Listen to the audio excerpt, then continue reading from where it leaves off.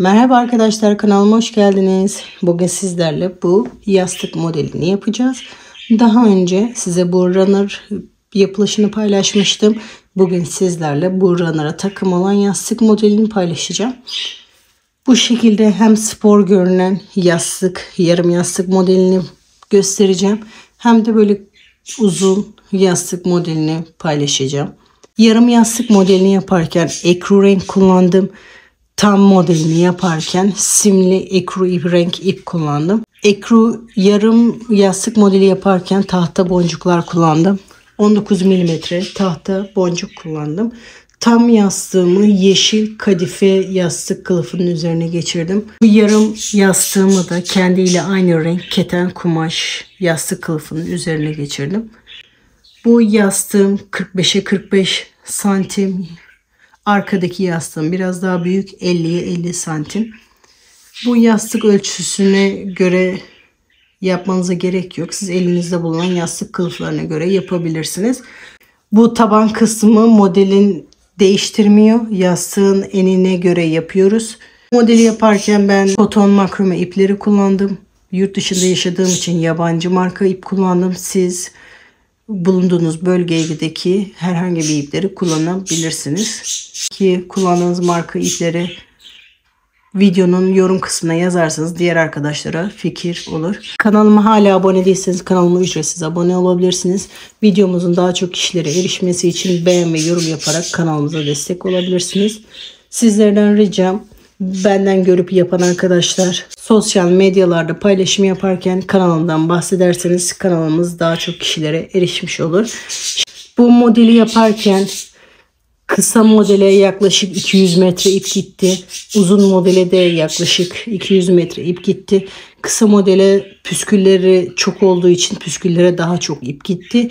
Diğer modelde de yastık ölçüsü daha çok fazla olduğu için ona da yaklaşık aynı ip gitti. Şimdi modelimizin yapılışına geçebiliriz. Modeli yaparken 2 milimetre koton makrome ip kullandım. Ben yurt dışında yaşadığım için bu marka yabancı bir marka ip kullandım. Amerika'da Hobby Lobby mağazasından alıyorum ipimi. 2 milimetre koton makrome ip. İpim 250 metrede 250 gram ip varmış. %69 koton, %31 polyester. Bu yüzdelik değişebilir. %70 koton, %30 da polyester olabilir. Bu yüzdelikler değişebilir. Ama ipim %100 koton değil. %100 koton olunca ipler biraz sert oluyor. Bu karışıma bakarak alabilirsiniz. Normalde 2 ile 4 mm arasında tığla örülüyormuş. Benim elime 4 mm tığ uygundu. 4 ile ördüm. Siz elinize hangi tığ numarası uyuyorsa o tığ ile örebilirsiniz. Ben daha önce böyle %100 koton ip kullanıyordum. Bu ipim %100 kotondu ama yumuşaktı. Bu makrome ipi de aynı. Bu %100 koton ip gibi. Aynı şekilde onu kullanıyorum. Eğer böyle makrome ip bulamıyorsanız böyle koton ipler de kullanabilirsiniz. Bunu koton ip değil de polyester soft makrome ipleriyle de yapabilirsiniz. Başka tür ipler de kullanabilirsiniz.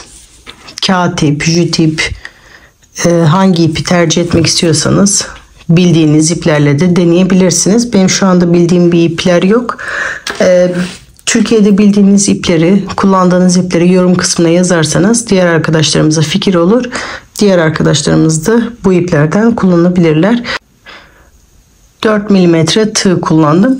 Herkes bulunduğu yerdeki iplerin markalarını yazarsa diğer arkadaşlarımıza fikir olur. Şimdi modelimizin yapılışına geçebiliriz. Modelimin taban kısmı için sabit bir zincir sayısı yok. Yastığımın genişliğince zincir çekeceğim. Herkesin el sıklığı, ip kalınlığı, tığ numarası farklı olduğu için sabit bir zincir sayısı yok. Yastığımın genişliğince zincir çekeceğim. Modelime o şekilde başlıyorum. Zincir çekiyorum. Rahat bir şekilde zincir çekerek başlıyorum. Sıkmadan, çok gevşek bırakmadan bu şekilde yastığımın boyunca yastık sonuna kadar bu şekilde zincir çekerek modelime başladım. Sabit bir zincir sayısı yok.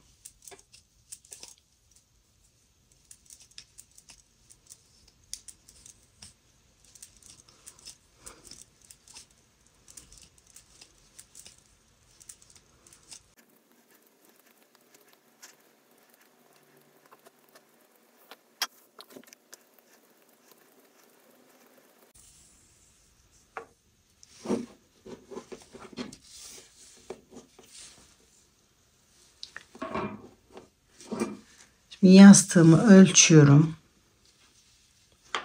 Yastığım boyunca yaptım. Birkaç tane de ekstra yaptım. Ne olur ne olmaz diye. Fazlalığını sökebiliriz. İşaretimi alıyorum. İşaret ekliyorum. Burası benim dönüş yerim. Burası dönüş yerine işaretimi ekledim. Dönüşten sonra 11 zincir yapıyorum. Bu dönüş yerim. Bu dönüş yerinden sonra 11 zincir yapıyorum. 1 2 3 4 5 6 7 8 9 10 11. Bu dönüş zincirim.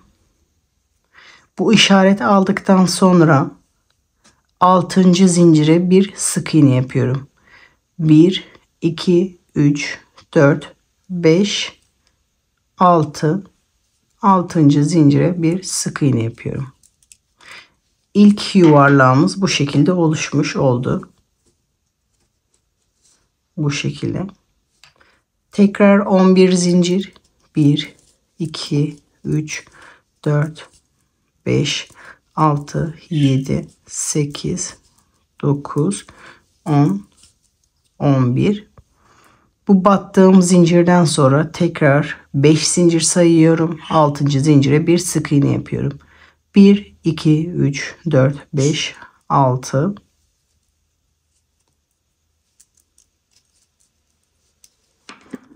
İkinci yuvarlağımızı da bu şekilde oluşturmuş oluyoruz. Yuvarlak ya da üçgen. Bu sırayı bu şekilde hep yapacağız. 11 zincir.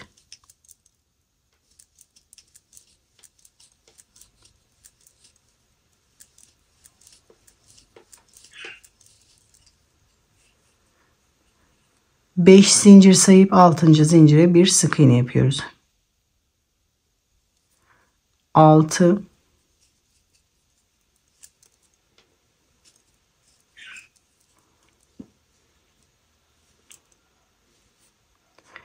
11 zincir.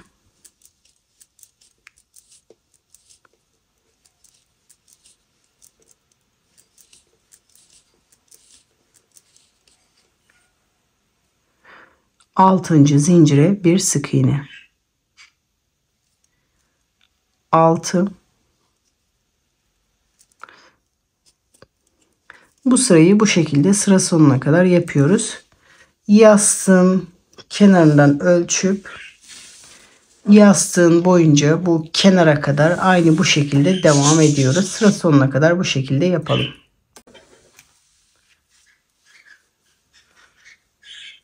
Ben sıra sonuna kadar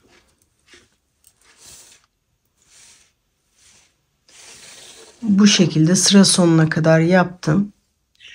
Şimdi ben diğer tarafa da yapacağım. Dikişsiz yastık olduğu için. Şimdi dönüyoruz. Diğer tarafa yapıyoruz. Dönerek yapıyoruz yastığımızı. 11 zincir.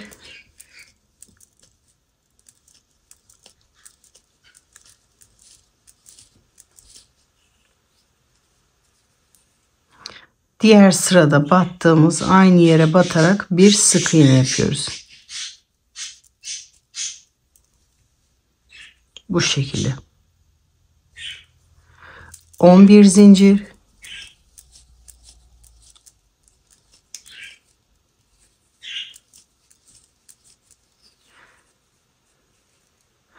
Diğer sırada battığımız aynı yere batarak bir sık iğne yapıyoruz.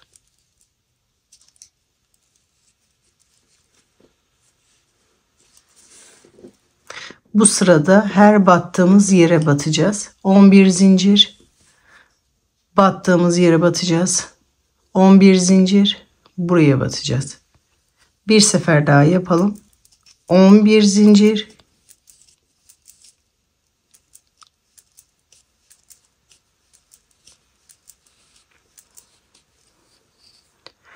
Aynı sık iğne yaptığımız yere batarak bir sık iğne yapıyoruz. Bu şekilde her battığımız yere batarak sıra sonuna kadar yapıyoruz. Bu son battığımız yere kadar batıyoruz. Sonuncuyu birlikte yapıyoruz. Şimdi ben sonuncusuna kadar yaptım. Sonuncuyu hem benim buraya batıp bitirmem gerekiyor, hem de bu ortada başlamam gerekiyor ki yeni sıraya devam edebilmem gerekiyor. Şimdi 5 zincir. 5 zincir yapmamın sebebi şu şekilde ortada olunca aynı yükseklikte olması için. Eğer siz bu 5 zincir bu yüksekliği geçiyorsa 4 de yapabilirsiniz. Ben 4 sefer tığıma dolacağım. Eğer bunu yapınca aynı yükseklikte olmuyorsa siz bunu 5 sefer dolayarak da yapabilirsiniz. Bu sayıyı değiştirebilirsiniz. Potluk oluyorsa değiştirebilirsiniz. Bu işaret aldığımız yerden, bu bizim dönüş yerimizde, işaret aldığımız yere batarak ipimizi alıyoruz. İkili ikili her doladığımızı trabzan yaparak işlemimizi yapıyoruz. Az önce dediğim gibi burası böyle kısa oluyorsa, potluk oluyorsa bunu 4 seferde yapabilirsiniz. Eğer böyle bolluk oluyorsa burayı 3 sefer dolayarak da yapabilirsiniz. Burayı kendi el sıklığınıza göre bu kenar işlemini ayarlayabilirsiniz. Ben de 4 sefer tam denk geldi. Şimdi bu ilk sıramız bitti. İkinci sıraya başlayacağız. 4 zincir. Tığımıza 2 sefer doluyoruz. Böyle tam ortaya batarak da yapabilirsiniz. Ben şu 2 teli alarak yapıyorum. Daha düzgün duruyor. 2 telin arkasından beri ipimi alıyorum. 2 seferde bu doladıklarımı yapıyorum. Üçüncüyü ikisini birlikte yapıyorum. 2 sefer doluyorum. Tekrar aynı şekilde bu 2 telin arkasından beri ipimi alıyorum. Üçlü trabzanımı yapıyorum.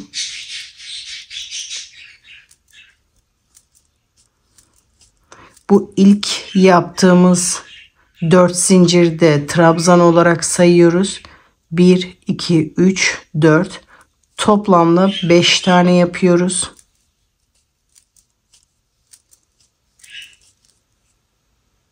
Hiç zincir çekmeden sıradaki zincire geçiyoruz. Tığımı 2 sefer doluyorum. Hiç zincir çekmeden buna geçiyoruz. Bunun 6. zincirine yapıyoruz. 1, 2, 3, 4, 5, 6. Yani tam ortası 5 zincir bu tarafta kalmış oluyor. 5 zincir bu tarafta kalmış oluyor. Burada karışıklık olmasın, tam ortaya 6. zincire yapıyoruz. Ortası olmuş oluyor. 1, 2,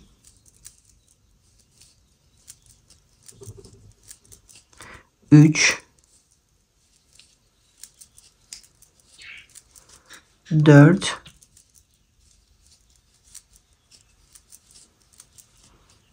5. Hepsinin tepesine böyle 5 tane üçlü trabzan yapacağız. Hiç zincir çekmeden tığımıza 2 sefer doluyoruz. Sıradaki zincire geçiyoruz. 6. zincire aynı işlemi yapıyoruz. 1, 2, 3, 4, 5, 6. 6. zincire aynı işlemi yapıyoruz. üçlü trabzanımızı yapıyoruz. 2 sefer doluyoruz. Aynı zinciri içerisinde üçlü trabzanımızı yapıyoruz.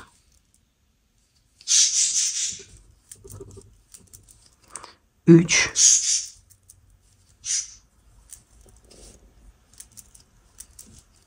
4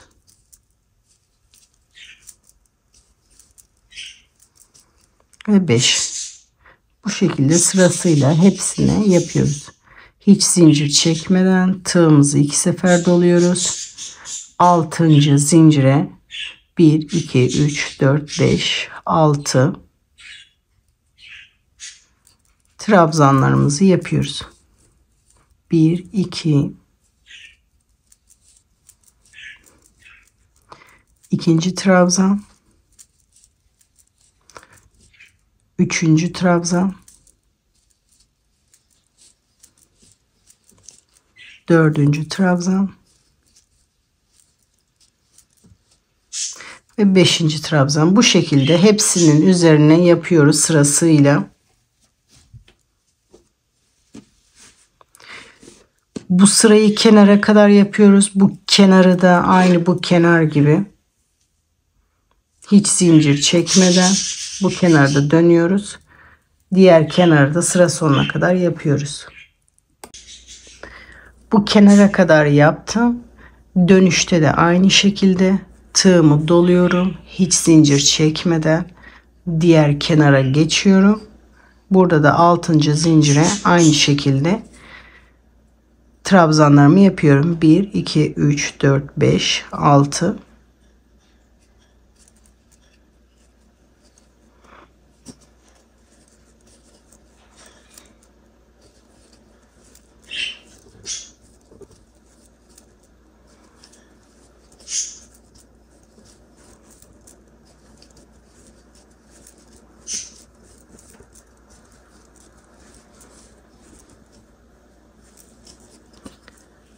Bu şekilde hiç zincir çekmeden bu tarafa geçtim. Şimdi bu taraftaki zincirlerin hepsine sıra sonuna kadar yapıyoruz. Sonra bu kenarda birleştireceğiz. Sıra sonuna kadar yapalım. Sıra sonuna kadar yaptım. Hiç zincir çekmeden bu sıraya başlarken 4 zincir çektiğimin 4. zincirine batarak ipimi oradan alıyorum. İlmeğimin içinden geçiriyorum. Şimdi yeni sıraya başlarken aynı burada bu sırada yaptığımız gibi 11 zincir yapıyoruz. 3 4 5 6 7 8 9 10 11. Şimdi bu sıra çok kolay olacak. Hep bu boşluklara batacağız. Boşluğa batıp bir sık iğne yapıyoruz. 11 zincir,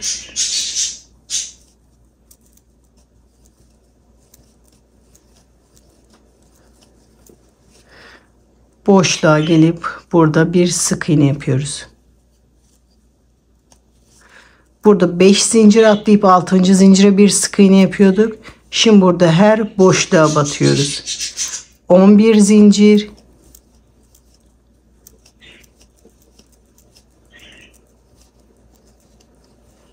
boşluğa gelip bir sık iğne yapıyoruz. Bu şekilde bütün boşluklara batıyoruz. Dönüşte de aynı boşluklara batıyoruz. Sıra sonuna kadar geliyoruz. Bu boşluğa da batıyoruz. Sonuncuyu aynı buradaki gibi 5 zincir ve trabzan yaparak bitiriyoruz sıramızı. Sonuncuyu birlikte yapıyoruz. Sıra sonuna kadar bu şekilde yapalım. Sıra sonuna kadar geldim. Aynı alt sırada yaptığımız gibi 5 zincir, 4 sefer tığıma doluyorum.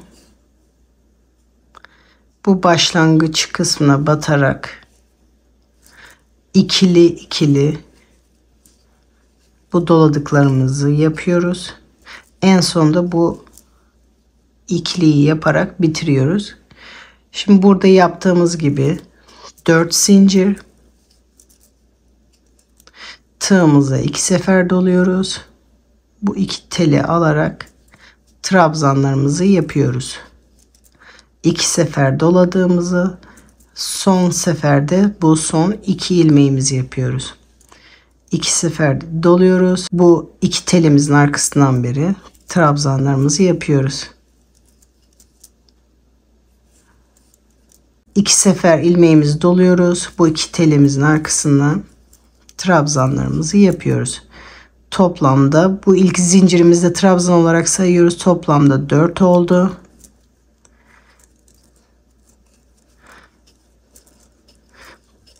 Toplamda 5 sefer yapıyoruz. Hiç zincir çekmeden tekrar tığımızı doluyoruz.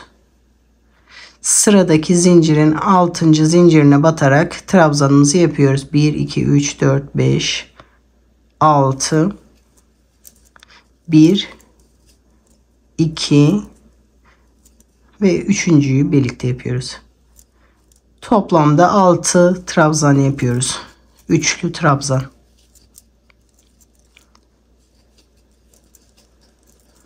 Modelimiz bu şekilde kolay. Hep bu son 2 sırayı tekrarlıyoruz. Yapmak istediğimiz uzunluğa kadar.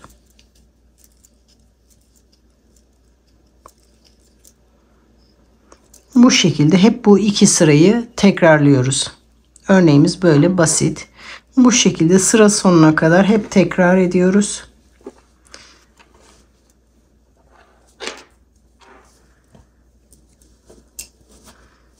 Bu şekilde yapmak istediğimiz uzunluğa kadar bu son 2 sırayı tekrarlıyoruz. Ben kısa yastığımı yapmak istediğim uzunluğa kadar yaptım. Püskülümü koyunca bu benim için yeterli bir uzunlukta oldu. Bu kadar benim için yeterli. Bu zincirli sırayı yaptıktan sonra artık son sırayı yapacağız.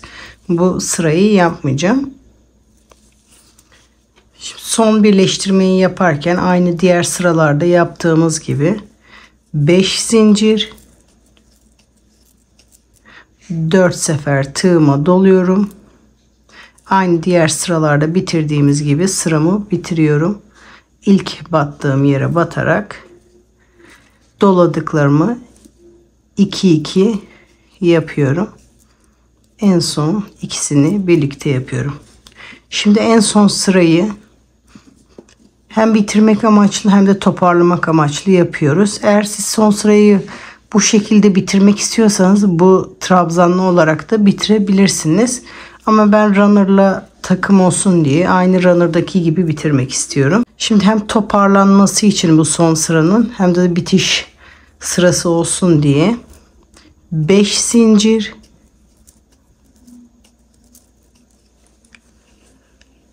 aynı 6. zincire batarak bir sık iğne yapıyoruz. 1 2 3 4 5 6 5 zincir 5 zincir yapmamızın amacı bu başlangıç kısmında aralarda 5 zincir yapmıştık. O yüzden bu son sırada da aralarda 5 zincir yapıyoruz. 5 zincir çektikten sonra 1 2 3 4 5 6. zincire bir sık iğne yapıyoruz. Bu şekilde toparlıyoruz son sırayı. 5 zincir. Bu sıradaki zincirin 6. zincirine batarak bir sık iğne yapıyoruz.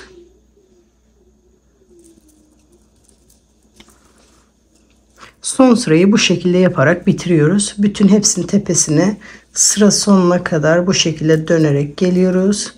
Bu sıra sonuna kadar aynı şekilde yaparak son sırayı bitiriyoruz. Bu şekilde sıramızı tamamlayalım. Sonuncu 5 zinciri de çektim. İlk sık iğne yaptığım yere, ilk başlangıç yere batarak ipimi alıyorum. İlmeğimin içinden geçiriyorum. Bir zincir çekiyorum. İpimi kesiyorum ve burada bitiriyorum.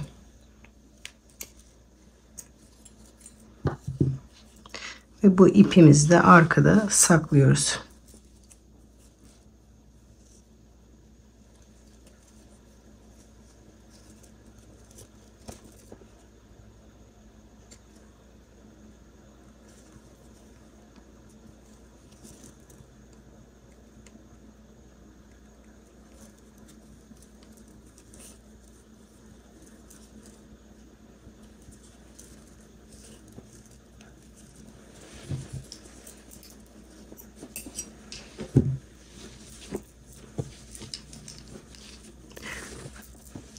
Dantel kısmı bu şekilde. Dantel kısmı bitti. Şimdi püskül yapılışına geçebiliriz. Püskül yaparken ben elimde yapacağım. İlk önce şu kadar uzunlukta 2 parça ip kesiyorum.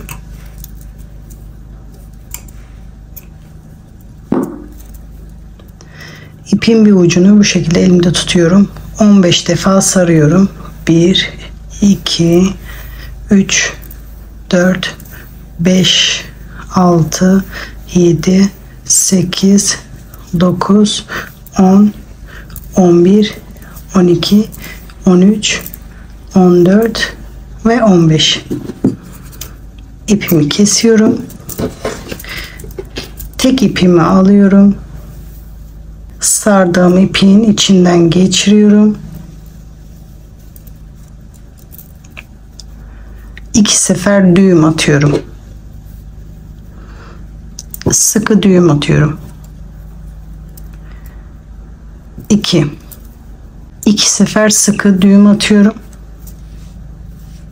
Sonra diğer ipi alıyorum. Bir ucunu püskülümün boyunca böyle tutuyorum. Yaklaşık 2 santim kala parmağımı böyle sıkıca bastırıyorum. İpin diğer kalan kısmını püskülün etrafından sarmaya başlıyorum. Üst üste gelmeyecek şekilde, böyle yan yana gelecek şekilde sarıyorum. Bu şekilde 4 defa, dilerseniz 5 defa sarıyorum. Sonra ipin diğer ucuyla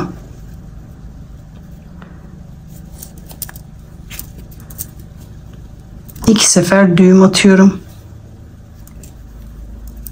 300.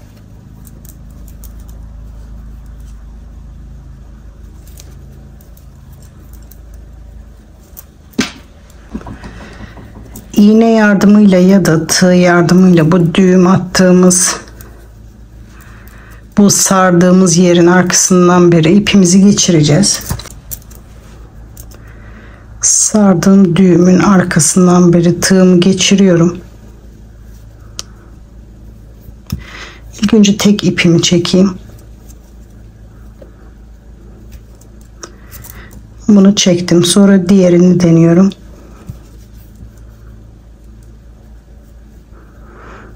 Diğerini de çektim.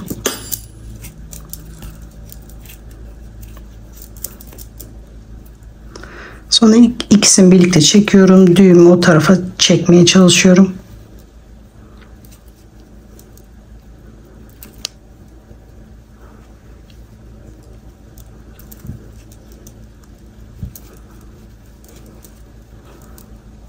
Ve bu şekilde oluyor. Sonra püskülümüzün boyunu da ayarlıyoruz.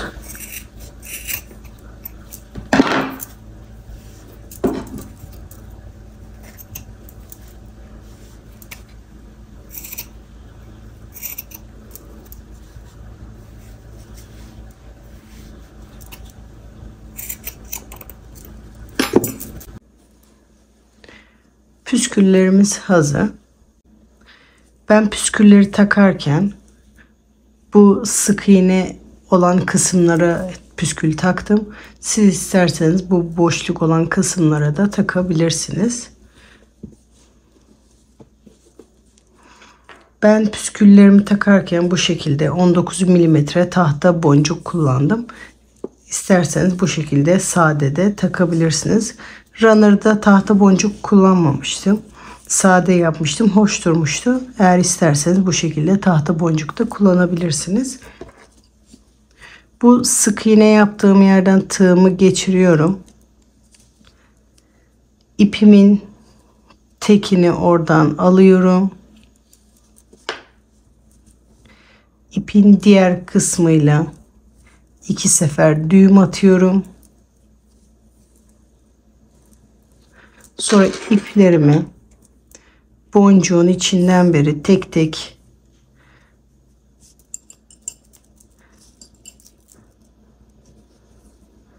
çekiyorum. Sonra bu iplerimi bu bağladığımız ipin arkasından beri aşağıya çekiyorum. Yastığımızın arkası temiz durması için. Diğer ipi de aynı şekilde.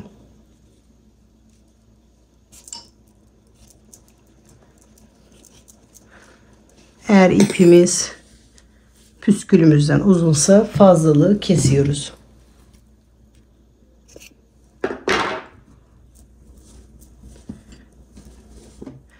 Bu şekilde bütün püskülleri takıyoruz. Ben bütün sık iğnelerin olduğu yere püskülleri takıyorum. İsterseniz bir tane atlayıp ikinciye de takabilirsiniz. Tabi sık sık takılınca daha hoş duruyor. Bütün püskülleri takıyorum. Bu şekilde bütün püskülleri takıyorum. Kısa olanın bütün püsküllerini taktım. Bunu ütüleyip yastığın üzerinde size bitmiş halini göstereceğim. Şimdi de uzun olan yastığın bitiş halini size göstereceğim. Ondan sonra bitmiş hallerini size ikisinin birlikte göstereceğim. Uzun yastığı da böyle yastığım boyunca yaptım. Ben bu yastığa göre yapmadım. Başka bir farklı yastığa göre yaptım. Buna göre büyük ama diğer yastığa göre tam oldu. Şimdi son sırayı birlikte yapacağız. Hem birleştireceğiz hem de son sırayı toparlayacağız.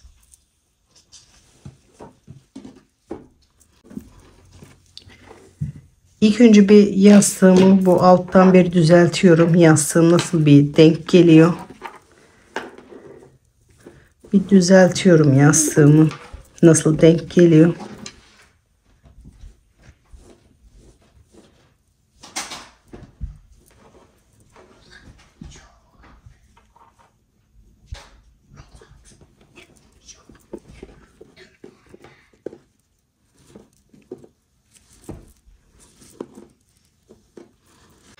Yastığımı iyice düzelttikten sonra benim yastığım biraz büyük olduğu için ortada bu kadar mesafe boşluk bırakacağım. Anca yastığım içine girecektir. Kenardan 3 tanesini birleştireceğim. Bu kenardan da aynı şekilde 3 tanesini birleştireceğim. Ortada bu kadar mesafe boşluk bırakacağım. Çünkü yastığım büyük, anca içine girecektir. Benim sıram bu üçüncüde bitti. Ben şimdi sıramı buradan başlayıp böyle devam edeceğim. Üçünü birleştireceğim. Arkada tek olarak geleceğim. Sonra bu üçünü birlikte devam edip bitireceğim. Şimdi tek olarak devam ediyorum. Ama sizin sıranız burada bittiyse ikisini birleştirip sonra tek olarak da devam edebilirsiniz. Ben sıranın gidişatına göre bu şekilde devam ediyorum. Eğer kenarda bittiyse böyle birleştirerek gelip sonra tek olarak da devam edebilirsiniz. Şimdi 5 zincir, sıradaki zincirin 6. zincirine gelerek bir sık iğne yapıyorum. 1 2 3 4 5 6 5 zincir, sıradaki zincirin 6. zincirine gelerek bir sık iğne. Son kenar üçüncüsüne kadar aynı şekilde devam edeceğiz. 5 zincir, sıradaki zincirin 6. zincirine gelerek bir sık iğne. 5 zincir,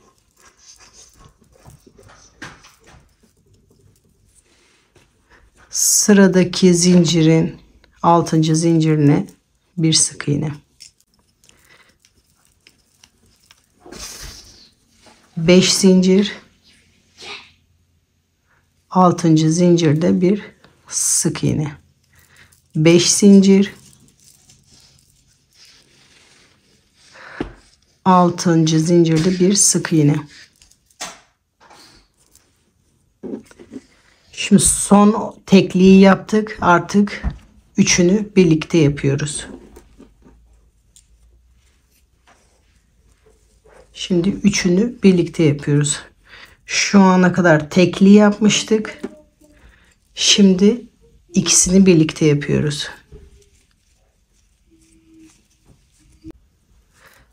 5 zincir,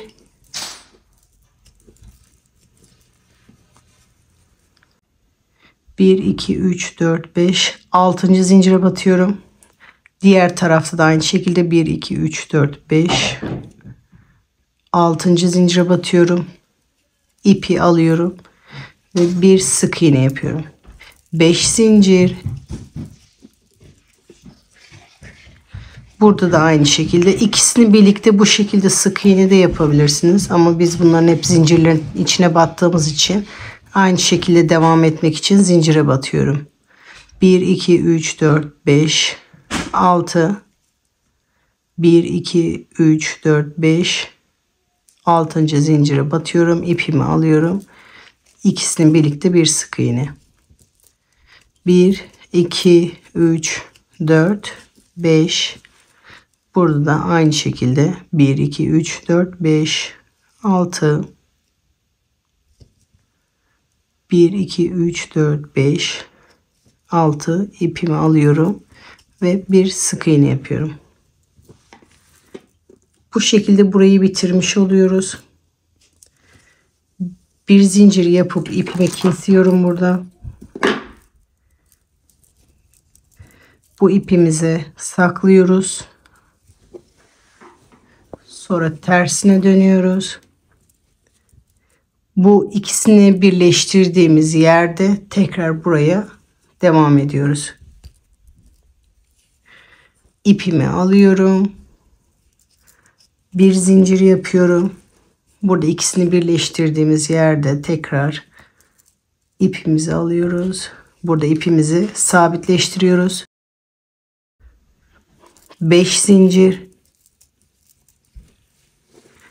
Aynı burada yaptığımız gibi bütün zincirlerin tepesine batarak bir sık iğne yapıyoruz. 6. zincirde bir sık iğne. 1 2 3 4 5 6 5 zincir. 6. zincirin tepesine batarak bir sık iğne. Bu şekilde sondan 3. kalana kadar hepsinin tepesine batıyoruz. Buraya kadar bu son 3 taneyi birlikte yapıyoruz. Buraya kadar hepsinin tepesine batıyoruz. Aynı bu son 3 taneyi buradaki gibi birlikte yapacağız. Buraya kadar hepsinin tepesine batarak yapalım. Sonuncusuna da battım. 5 zincir çektim. Sıradaki zincirin 6. zincirine batıyorum. Diğer sırada oradan başlamıştım zaten. Onun da 6. zincirine batıyorum. İpimi alıyorum. İkisini birlikte bir sık iğne yapıyorum ve ikisini birleştirmiş oluyoruz. 5 zincir. Az önce oradan başlamıştım. Bakın başlangıç yerinde orada birleştirmiş olduk. Bu ikisini tekrar aynı şekilde birleştiriyoruz. 6. zincirine batıyorum. Diğer sıranın da 6. zincirine batıyorum. İlmeğimi alıyorum. İkisini birlikte bir sık iğne yapıyorum. 5 zincir. Yandaki zinciri ikisini birlikte 6. zincirine batıyorum. Arkadakini de aynı şekilde 6. zincirinden ipimi alıyorum. İkisini birlikte bir sık iğne yapıyorum. Bir zincir çekip ipimi kesiyorum ve ipimi arkada saklıyorum. Bu şekilde bunu da bitirmiş oluyoruz. Sonra zincir çekerek bağlama ipi hazırlıyoruz. Bu şekilde zincir çekiyorum. Yaklaşık 50 tane zincir çekiyorum. Bu ipimi de böyle zincirin içinde ucunu saklıyorum.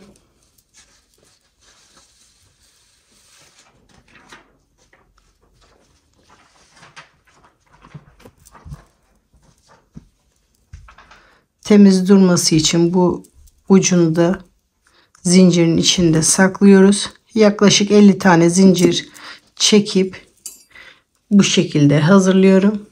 Bu aşağıda bağlamak için. Bunu da ütüleyip tersten ütüleyip yastığıma geçirip size bitmiş halini gösteriyorum. Bu uzun Yastığımızın da köşelerine bağlamak için bu şekilde püsküllerimi de hazırladım. Bunu da bitmiş halini gösterip videomuzu bitiriyoruz. Yarım yastığımın bitmiş hali bu şekilde. Sizler nasıl buldunuz? Ben çok beğendim. Şimdi uzun yastığı da size bitmiş halini göstereceğim. Uzun yastığında bitmiş hali bu şekilde. İki yastık da çok güzel durdu. Ben ikisini de çok beğendim. Bu yastık runner'la çok güzel takım oldu. Runner'da ben tahta boncuk kullanmamıştım. Ama tahta boncukla da güzel durdu. Yapacak arkadaşlara fikir olsun. Modelin yapılışı bu kadar arkadaşlar. Kanalıma hala abone değilseniz kanalıma ücretsiz abone olabilirsiniz. Sıradaki videolardan anında haberdar olmak için zile basabilirsiniz. Sıradaki videolarda görüşmek üzere. Yapacak arkadaşlara kolay gelsin diyorum. Hoşçakalın.